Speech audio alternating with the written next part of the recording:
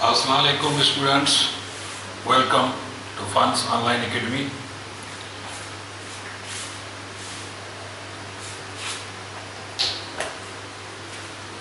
Our today's lecture number 3.8, first year physics.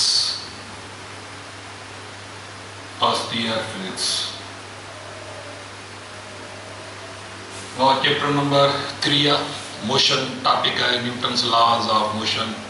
असां last lecture में first law कयो also called law of inertia. Now today second law of motion. हाणे हरकत जो ॿियो कानून छा थो चए असांखे, this law states that when an unbalanced force if force unbalance हूंदो is acting on a body के बॉडी ते एक्ट करे तो लाज़मी उन बॉडी के पंहिंजो मास हूंदो। ओके, यानी व्हेन बॉडी मास केम थी रखे पई इन ते जेकॾहिं अनबैलेंस फोर्स आहे शर्त force unbalance, it will produce an acceleration in that body. हाणे हिन बॉडी में ही फोर्स एक्सेलरेशन पैदा कंदो, एक्सेलरेशन ए। हाणे ॿुधाए थो त हिन एक्सेलरेशन जो जेको मैग्नीट्यूड आहे, एक्सेलरेशन जो magnitude directly proportional to magnitude of force. It will produce an acceleration in that body in the direction of applied force. जंहिं डायरेक्शन में फोर्स अप्लाई थींदो इन मास में एक्सेलरेशन उन डायरेक्शन में हूंदी, हमेशह यादि रखिजे।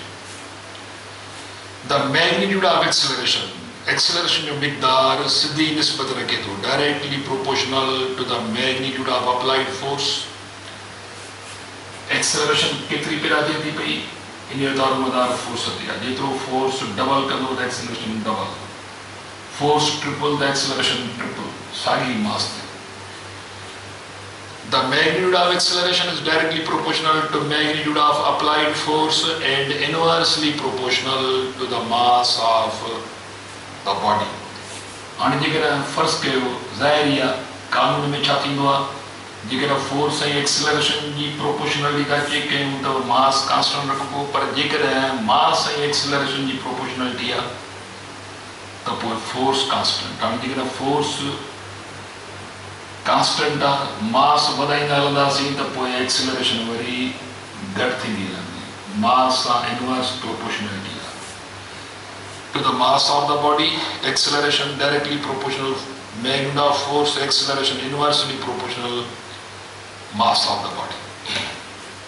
हाणे जो त ॻाल्हि खे सम्झूं बाबा, जेकॾहिं फर्ज़ कयो तव्हां वटि मास 1 kg आहे, तव्हां वटि 1 kg मास ई आहे, 1 kg मास आहे, तव्हां वटि 1 kg मास आहे, तव्हां वटि 1 kg मास आहे। हाणे तव्हां हिन ते ज़ोर था लॻायो 1 न्यूटन, इन ते ज़ोर था लॻायो 2 न्यूटन, इन ते ज़ोर था लॻायो 3 न्यूटन, इन ज़ोर था लॻायो फर्ज़ कयो 4 न्यूटन। फॉर एग्जाम्पल इन ते 1 न्यूटन फोर्स आहे, इन ते फोर्स आहे 2 न्यूटन, इन ते फोर्स आहे इज इक्वल टू 3 न्यूटन, इन ते फोर्स आहे इज इक्वल टू 4 न्यूटन।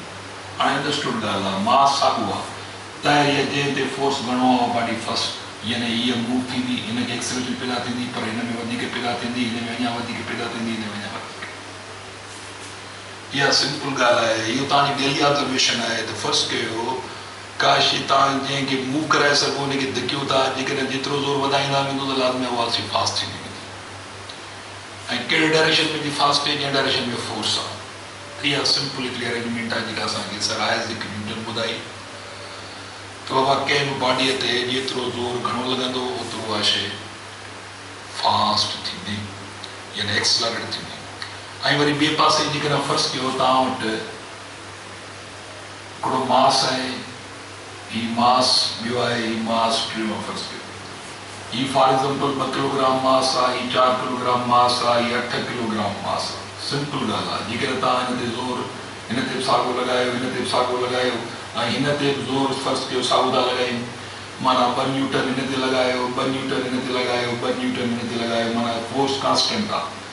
हाणे सिंपल ॻाल्हि आहे त हिकिड़ी यानी सभिनी खां घटि मास वारी आहे 2 किलोग्राम, 4 किलोग्राम, 8 किलोग्राम, ज़ोर सभिनी जे पोयां सेम आहे। हाणे मूंखे ॿुधायो त कहिड़ी शइ फास्ट हूंदी, कहिड़ी सभिनी खां घटि मूव थींदी। ज़ाहिर आहे इहा शइ जेका आहे सा सभिनी खां वधीक एक्सीलरेट थींदी। इन ही मास डबल आहे, साॻे फोर्स ते हिन में एक्सीलरेशन घटि पैदा थींदी। ज़ाहिर ई आहे हिन ते साॻियो फोर्स आहे, पर वरी असां मास डबल कई हिन में एक्सीलरेशन अञा घटि पैदा थींदी। त इहा सिंपल ॻाल्हि आहे। तव्हां ॼाणो जेकॾहिं नंढियूं वॾियूं बॉडीज़ आहिनि ऐं तव्हां पंहिंजो फुल फोर्स था लॻायो, नंढे में नंढी बॉडी ते फुल फोर्स था लॻायो त वॾे में वॾी बॉडी ते बि साॻियो ई फुल फोर्स था लॻायो। सही सिधी ॻाल्हि आहे। तव्हां बिल्कुलु इहा सिंपल ॻाल्हि आहे। तव्हां कहिड़ी बॉडी खे वधि में वधि डिस्टेंस ताईं खणी वेंदो, माना वधि में वधि फास्ट मूव कराईंदो जेका नंढे में नंढी बॉडी हूंदी।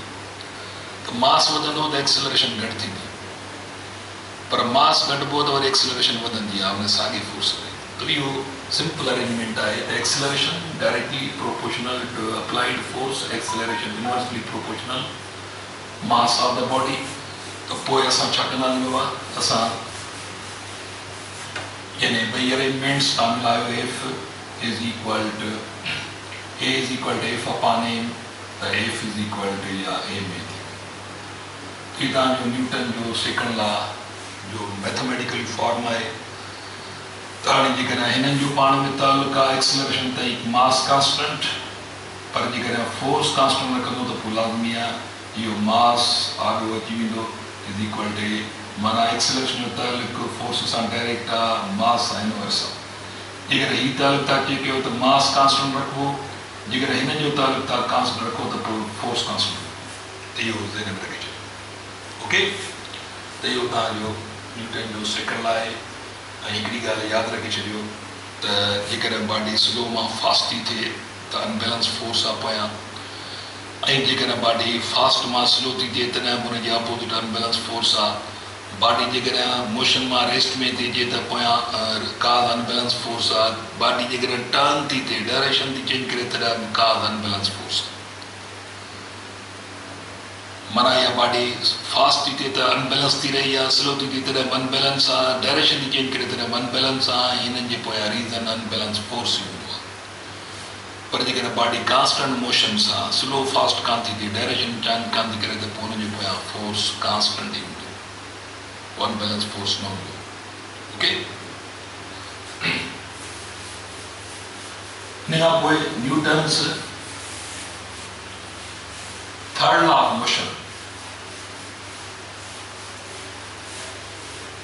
Newton's third law of motion.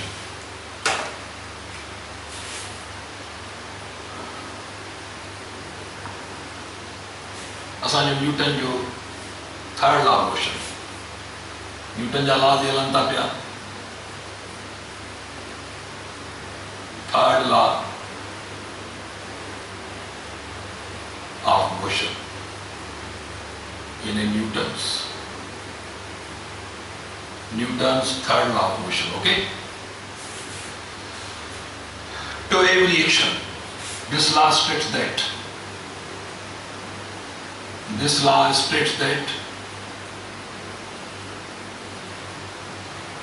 to every action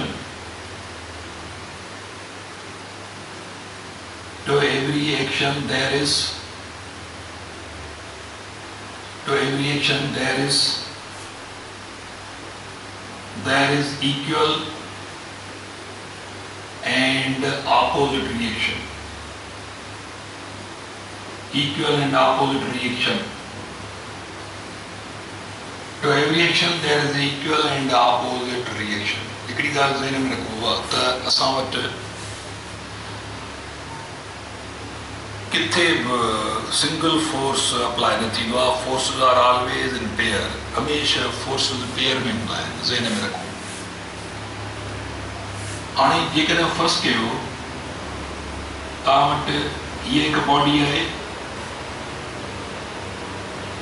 हीअ बॉडी ए आहे, हीअ बॉडी बी आहे।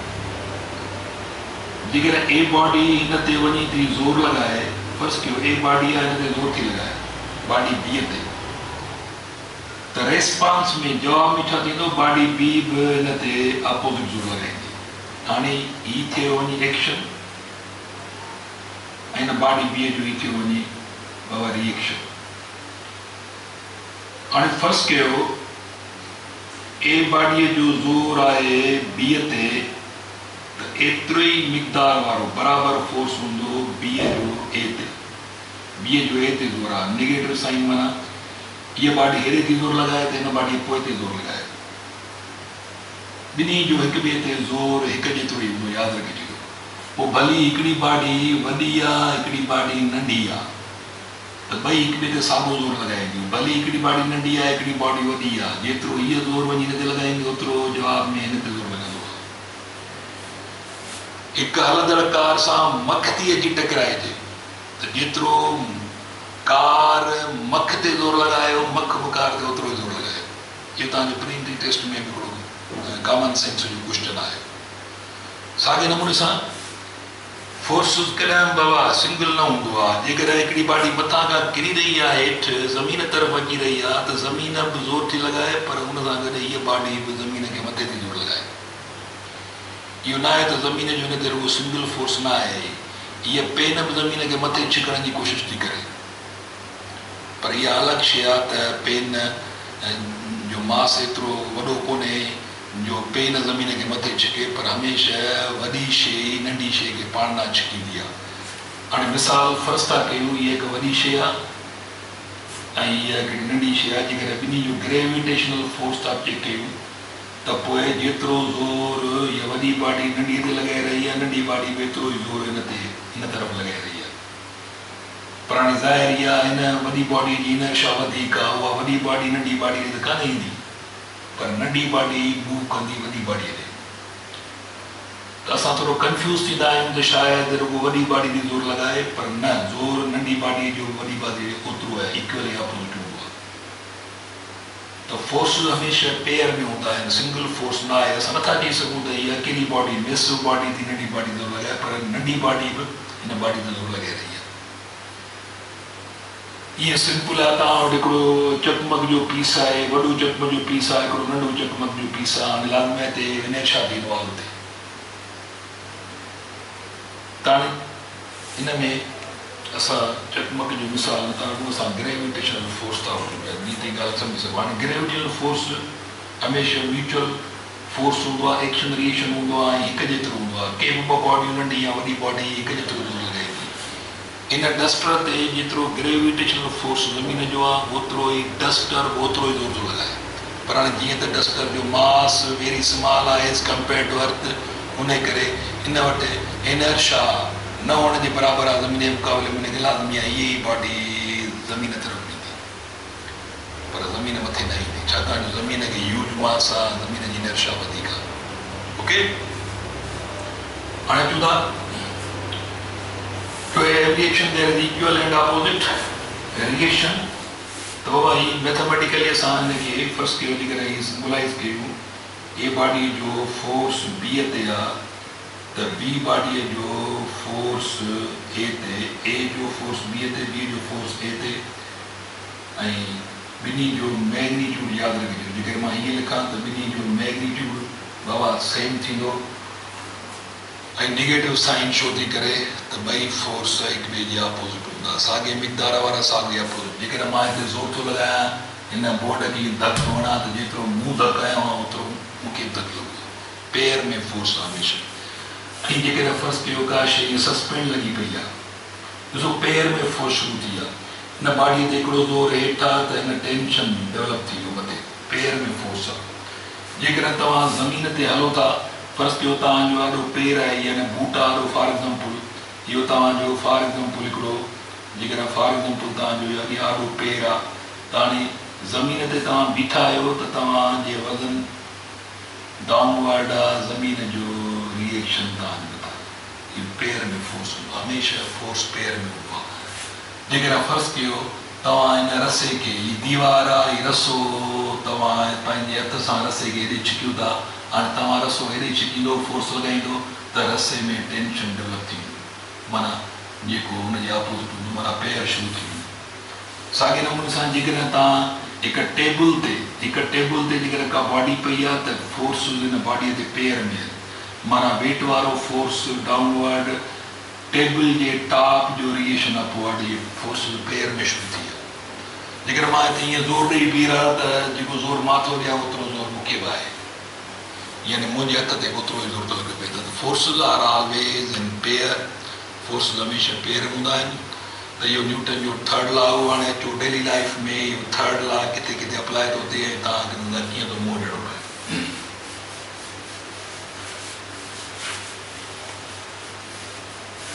और डेली लाइफ में कुछ एग्जाम्पल्स आहिनि यानी न्यूटन जे थर्ड लॉ जा, उहे असां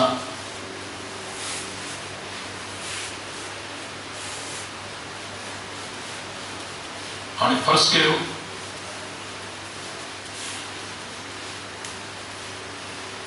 ॾिसो न्यूटन जो थर्ड लॉ तहत असां डेली लाइफ में जेको वॉक था कयूं, ही सरफेस आहे, एक्चुअली तव्हांजो पेर आहे, ही तव्हांजो पेर आहे। एक्चुअली इहो पेर तव्हांजो जेकॾहिं तव्हां कदम अॻिते था वधायो, माना तव्हां ही कदम अॻिते था वधायो त अॻिते वधाए तव्हां छा था कयो, ही कदम अॻिते वधाए तव्हां पोइ ते पुश कंदा आहियो। तव्हांजे पेर जो अॻिलो हिसो जेको आहे, तव्हांजे पेर जो अॻिलो हिसो जेको आहे, इहो तव्हां ईअं तव्हांजो पेर आहे अॻिलो हिसो ई तव्हांजे पोइ ते था छिकी वञे, नतीजे में तव्हांजी मथी बॉडी अॻिते थी हले पई।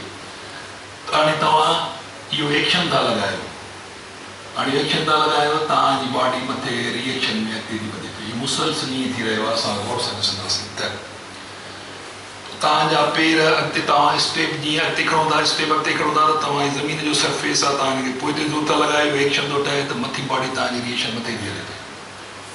त एक्शन रिएक्शन त तव्हांजी वॉकिंग थी रही आहे। तव्हांजी जेका बर्ड फ्लाइंग आहे, बर्ड फ्लाइंग यादि रखे छॾियो त बर्ड फ्लाइंग बि यानी एयर में पखी छा था कनि, पंहिंजा पर टेड़नि था ऐं जेॾी महिल पर हिकु पखीअ खे मथे उॾणो आहे त छा कंदो, पखी पंहिंजा पर एयर में ई हेठि पुश कंदो, एक्शन रिएक्शन में संदसि बॉडी मथे थी हले पई। पर जेकॾहिं पखीअ खे ईअं फॉरवर्ड में हलिणो आहे त पोइ पंहिंजा पर डायरेक्शन ईअं चेंज कंदो ऐं पोइ ते धकड़ंदो, इहो एक्शन रिएक्शन में पाण अॻिते थो हले पियो। त बर्ड फ्लाइंग बि एक्शन रिएक्शन आहे, हिकु स्विमर आहे, स्विमिंग थो करे पियो। हिकिड़ो माण्हू जेकॾहिं फर्ज़ कयो पाणीअ में, फॉर एग्ज़ाम्पल ही हिकिड़ो माण्हू आहे जेको पाणीअ में स्विमिंग थो करे पियो। हाणे पाणीअ में जेकॾहिं स्विमिंग थी थिए पई, हीउ माण्हू सरफेस ते ईअं लेटे थो पियो ऐं लेटण खां पोइ छा थो करे पियो, पंहिंजा हथ जेके आहिनि से उहे हेठि थो पुश करे पाणीअ में हेठि पुश कंदो आहे ऐं प्लस पंहिंजी ईअं पेरनि खे बि पाणीअ में हेठि पुश कंदो आहे। हिते बि हेठि थो पुश करे, ॿई हथ हेठि थो पुश करे त रिएक्शन में हिनजी बॉडी जेका आहे मथे तरंदी थी रहे पई। पर हाणे जेकॾहिं रुॻो हेठि पुश कंदो बिल्कुलु वर्टिकली त पोइ इहा बॉडी हिते ई तरंदी रहंदी, पर हिनखे अॻिते वधणो आहे, उन करे छा कंदो आहे, इहो माण्हू हीअं बाबा कुंडाए था, हीअं एंगल ते फोर्स लॻाईंदा। हिन जा ॿ कॉम्पोनेंट ठहंदो आहे, हिकिड़ो कॉम्पोनेंट, ॿियो कॉम्पोनेंट हिन जो हीअं ठहंदो हॉरिज़ॉन्टल, हिकिड़ो वर्टिकल। वर्टिकल कॉम्पोनेंट जो रिएक्शन मथे जेको हिनखे तारींदो रहंदो, पर हिन हॉरिज़ॉन्टल फोर्स जो जेको रिएक्शन ठहंदो इहो हिनखे अॻिते मूव कराईंदो रहंदो। इहो यादि रखे छॾियो त हिकु जेको स्विमर आहे माना उहो छा कंदो आहे, पंहिंजे यानी हैंड्स यानी पंहिंजा जेके ॿाहूं हूंदियूं आहिनि, हिन जूं जेके बाज़ू हूंदियूं आहिनि, पंहिंजा जेके हथ पाणीअ में हेठि पुश कंदो आहे, हीअं एंगल ते पुश कंदो आहे, हीअ फोर्स एंगल ते लॻाईंदो आहे। तव्हां तरंदो त हीअं एंगल ते तव्हां ज़ोर लॻाईंदो। हाणे एंगल जो ज़ोर जेको लॻे थो, हुन जा ॿ कॉम्पोनेंट ठहंदा, हिकिड़ो कॉम्पोनेंट वर्टिकल डाउनवर्ड, हिकिड़ो कॉम्पोनेंट हॉरिज़ॉन्टल। नतीजे में हिन जो रिएक्शन उन तरंदड़ माण्हूअ खे छा थो करे पियो, मथे यानी सरफेस ते तारे रहियो आहे, ऐं हिन जो रिएक्शन जेको हूंदो इहो जेको हॉरिज़ॉन्टल कॉम्पोनेंट आहे, इहो हिनखे वर्टिकल माना अॻिते जेको आहे सो रिएक्ट कंदो रहंदो, हिन अॻिते वधाईंदो रहंदो। नतीजे तौर ॿ फोर्सिस था डेवलप थियनि, हिकिड़ो हुनखे तारे थो, हिकिड़ो हुनखे अॻिते वधाए थो। जीअं बर्ड फ्लाइंग बि ईअं थींदा, हिकिड़ा पखी उॾामी रहियो आहे त ईअं कुंडाए था ज़ोर लॻाईंदो आहे, त हुनजो हिकिड़ो वर्टिकल कॉम्पोनेंट, हिकिड़ो हॉरिज़ॉन्टल कॉम्पोनेंट। वर्टिकल कॉम्पोनेंट जो रिएक्शन हुनखे मथे यानी हवा में मथे होल्ड करे बीहंदो आहे, जॾहिं त हीअ कॉम्पोनेंट खे अॻिते वधाईंदो आहे। त हीअ ॿ कॉम्पोनेंट डेवलप थींदा आहिनि। अहिड़े नमूने सां तव्हांजी रॉकेट टेक्नोलॉजी सॼी टोटल रॉकेट टेक्नोलॉजी यादि रखे छॾियो।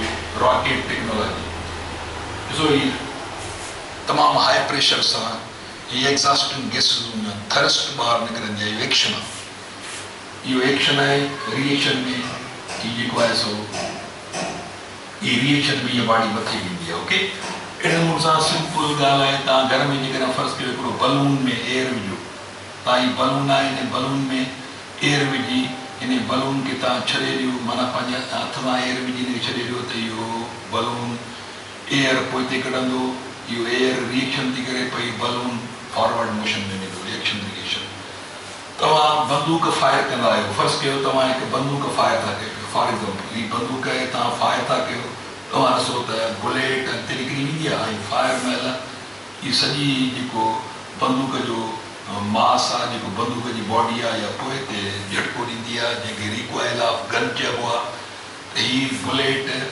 एक्शन में अॻिते वही हली रिएक्शन में ये सॼो बंदूक जो जेको यानी बॉडी है या रिएक्शन पोइते पई ॾेखारे पई तो ये बंदूक जो पोइते झटको ॾियण एक्शन रिएक्शन आहे साॻे नमूने सां जेकॾहिं फर्स्ट कयो हिकु यानी ॿेड़ी था तारियूं सां फर्स्ट कयो ये हिकिड़ी बोट आहे हाणे बोट में छा थो थिए पियो ॾिसो अहिड़े टाइप जी हिकिड़ी स्टिक हूंदी आहे इन बोट हलाइण वारे वटि इहो छा कंदो हाणे पाणी आहे इन पाणीअ में छा थो करे पियो इन पानी की पोइते तो पुश करे तो बेड़ी रिएक्शन में अॻिते हलंदी तो बेड़ी जो हलण रॉकेट टेक्नोलॉजी तव्हां जो मुंहुं स्विमिंग करणु बर्ड फ्लाइंग गन जो माना उन मां फायर थियणु बलून्स जो अॻिते वधणु इहे सभु एक्शन रिएक्शन सां यादि रखे छॾियो साॻे नमूने सां बॉडी सस्पेंड लगी पई आहे हेठि एक्शन आहे वेट वारो फोर्स आहे मथे रिएक्शन आहे टेंशन वारो फोर्स आहे ये समूरा जेके एग्जांपल्स आहिनि न्यूटन जा लॉज ऑफ मोशन हाणे मुमकिन आहे इन मां को रिलेटेड क्वेश्चन को कॉमन सेंस जो अची वञे तो उनखे तव्हां रिप्लाई ॾिजो यानी गौर वीचार करे इहो तव्हांजो अॼोको लेक्चर जेको आहे सो असां न्यूटन जा लॉज हिते पूरो था कयूं वरी ॿिए लेक्चर में गॾु हूंदासीं तेसिताईं पंहिंजो ख़्यालु कजो अल्लाह हाफ़िज़।